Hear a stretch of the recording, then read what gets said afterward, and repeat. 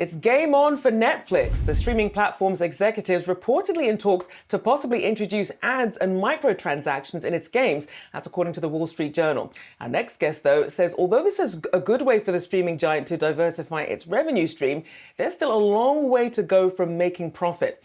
Brian Mulberry, Zacks Investment Management Client Portfolio Manager, is here to break it down for us. Good to have you on the show here. So for a lot of us who have Netflix, gaming isn't even something that we've even thought was part of our subscription, as like today was finding out that it is. What does this move mean for Netflix and really the sort of viewership they could be bringing here? Well, you certainly see the size of the gaming market growing exponentially. Currently, it's around $200 billion, expected to triple in the next 10 years. So you're looking at 10% annualized growth just in the gaming market itself. And when you consider the content creation that Netflix has invested in, it makes sense to try and translate some of that CGI and perhaps AI-fueled content into gaming. It's a huge market, especially overseas, with Asia being the biggest market available. And so it makes sense that they would want to try and play in that pool, if you will, and capture some of that revenue that might be available. So they're already doing some of the work behind the scenes in terms of content creation. Now it just simply seems a question of how well they can compete in a very highly competitive marketplace when it comes to a lot of the games that are already available out there. They've got great growth in terms of adoption and new users on Netflix. Can they transition them to a gaming model? That's where we have to wait and see what actually happens. And it's interesting because even when you look at some of the names of the games on here, some of them well-known franchises, you have Grand Theft Auto, but some of them actually build on existing Netflix shows like Money Heist. So it's really tapping into sort of two different audiences here. But how much of a competitive edge, especially when it comes to gaming, can Netflix have for now? And where will it go from here? Well, obviously, they're trying to do the best to capitalize on properties that they already have.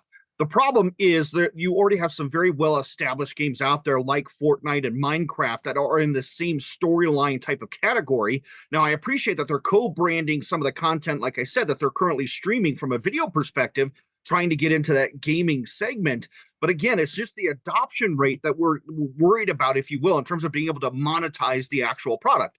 Now, once they do, we certainly see a clear path forward where you're able to capture more money over time in the gaming segment rather than just buying a particular show or a particular movie and you only get that one-time revenue, if you will. Gaming provides an ongoing stream of revenue for in-app purchases and all of the things that you can do along those lines in terms of growing the business and growing the revenue. So we certainly understand the model, and they're certainly very serious about it. They've made big investments, including partnerships with all of the mobile producers out there. So AT&T, Verizon, T-Mobile, they're signing agreements with them in addition to Dish Network and Comcast, because we all see that mobile accounts for roughly half of the gaming revenue right now. It's around 46%. And so they're making the right investments in the right places to try and capture it. Again, it's just all comes down to that adoption rate and the migration of viewers into gamers. It's less likely to be happening here domestically just because of the pure brand power that you have of existing games. Again, Minecraft, Fortnite, Madden, all of those types of properties that are already so very popular here. But they also have done very good, Netflix in particular, at growing foreign language content abroad. And we would expect them to try and capitalize on that in this new investment in gaming as well.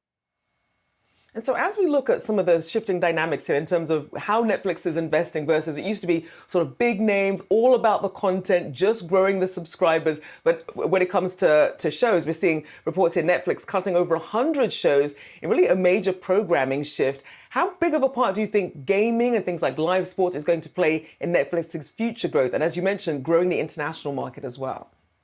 Well, like I said, you're looking at 10% annualized growth in the gaming market itself. It grows to an entire market of around 600 billion globally by 2032.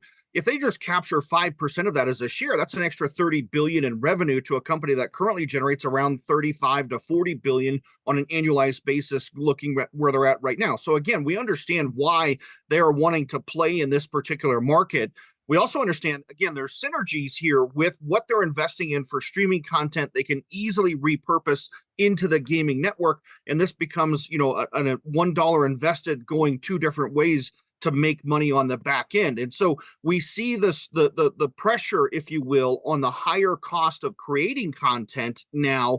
And they're also obviously looking to make better use of those dollars that are invested.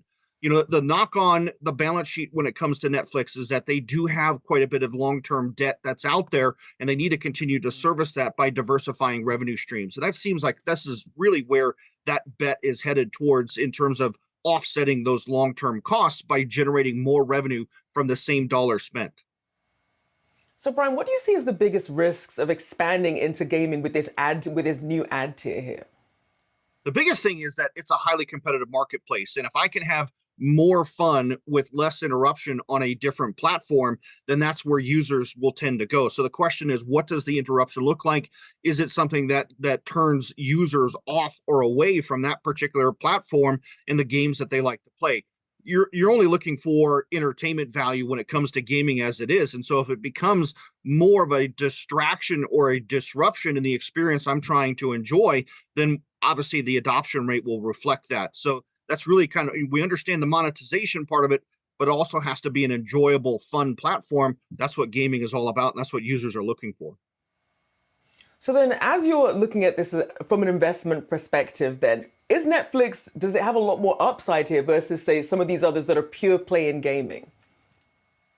I think that there is more upside here. Again, they're already spending money on content creation, and we think that they have been successful, again, offshore, if you will, not here domestically in the US, but in international markets, they've done really quite well at organic content creation.